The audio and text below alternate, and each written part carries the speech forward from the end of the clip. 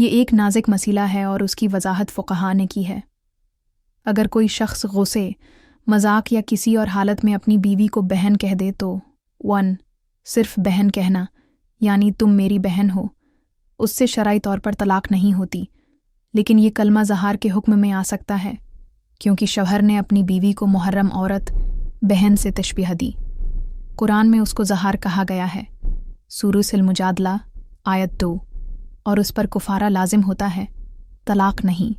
2 اگر ارادہ طلاق کا ہو، اگر اس نے دل میں یا الفاظ میں طلاق کا قصد کیا ہو، یعنی میں تمہیں بہن بنا رہا ہوں کا مطلب یہ لیا کہ اب بیوی نہیں رہیں گی، تو بعض فقہا کے نزدیک یہ طلاق شمار ہو سکتی ہے۔ 3 اگر صرف محبت یا عزت کے طور پر کہا ہو، جیسے بعض لوگ بیوی کو بہن جیسی کہہ دیتے ہیں، تو اس سے نہ طلاق ہوتی ہے اور نہ ہی زہار، کیونکہ اس کا مقصد محض احترام ہے۔ نتیجہ، بیوی کو بہن کہنا طلاق نہیں ہے، لیکن اگر واضح طور پر بیوی کو بہن بنانے کے انداز میں کہا گیا تو یہ زہار ہوگا اور اس پر کفارہ دینا پڑے گا۔